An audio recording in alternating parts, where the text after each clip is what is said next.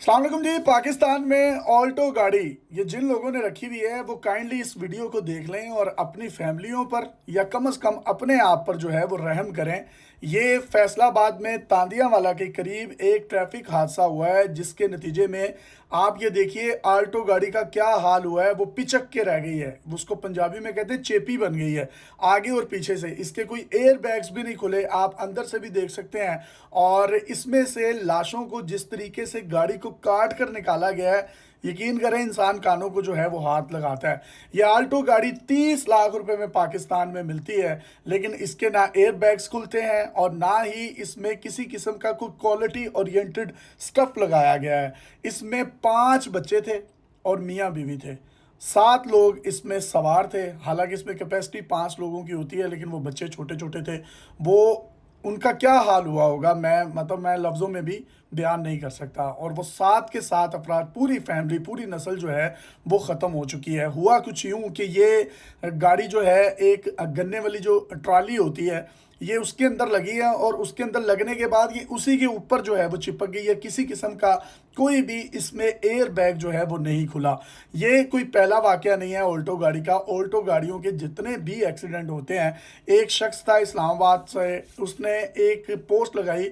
उसने कहा कि मैं खड़ा हुआ था इशारे पर कि पीछे से एक जो है वो ट्रक आया और वो मेरी गाड़ी को लगा और उसकी स्पीड भी कुछ 60-70 किलोमीटर के हिसाब से थी और मेरी गाड़ी अगली 2 गाड़ियों के साथ टकराई।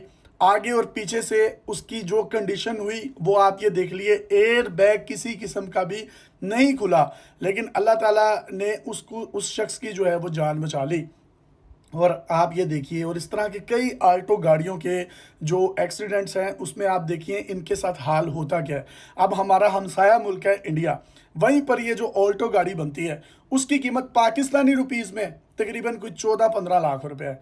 और यही जो पाकिस्तान में ऑल्टो गाड़ी बन रही है इसकी कीमत कितनी है? 30 लाख रुपए।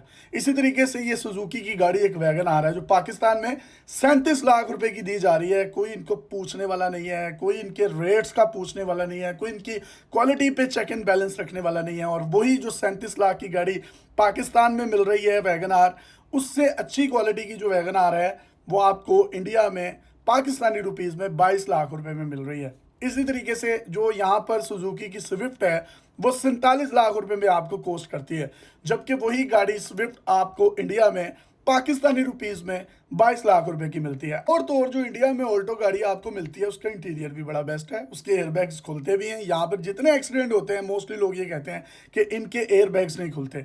इनके एयरबैग्स खुल भी जाएं तो ये बाहर से जिस तरह से चेपी बन जाती है, तो उसके एयरबैग्स के खुलने का क्या फ़ायदा? क्या किसी की जानो माल जो है वो कहीं सेव रहेगी? हरगिज़ नहीं रहेगी। इन तस्वीरों को आप देखने के बाद अंदाज़ा लगाएं। इंडिया में जो ऑल्टो गाड़ी मिल रही है वो 800 सीसी है और जो पाकिस्तान में है ये 600 650 सीसी है।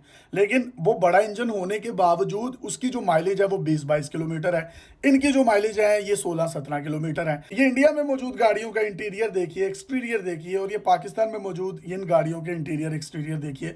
मतलब ये 30-30 लाख रुपए की जो गाड़ियां बेची जा रही हैं, मतलब आप 30 लाख रुपए ले रहे हैं पाकिस्तानियों से, अगर कम से कम उनको स्टफ तो अच्छा दें, उनको क्वालिटी तो अच्छी दें।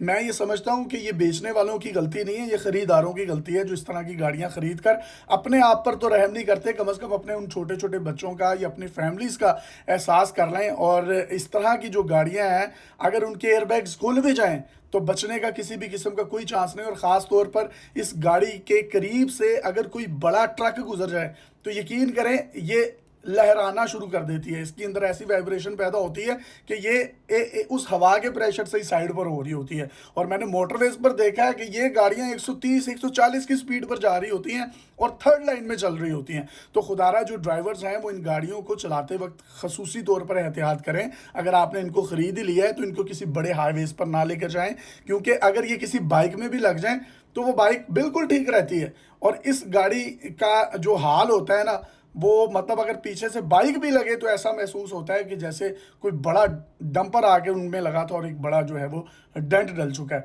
और आप ये देखिए कि इसकी जो सीटें हैं, बिल्कुल जो बैक की सीटें हैं वो बिल्कुल उसके करीब होती हैं डिग्गी के। तो वो डिग्गी जब टकराती है और आगे से जब प्रेशर आता है अगली सीटों का, तो वो इंसान का क्या हाल होता है। तो आप इन गाड़ियों को लेते वक्त ज़रूर जो है ना एक मर्तबा सोच समझ लीजिए और कम से कम हुकूमत पाकिस्तान को चाहिए इस तरह की जो लो क्वालिटी की जो गाड़ियों की प्रोडक्शन पाकिस्तान में चल रही है उन पर खुदारा चेक एंड बैलेंस करें।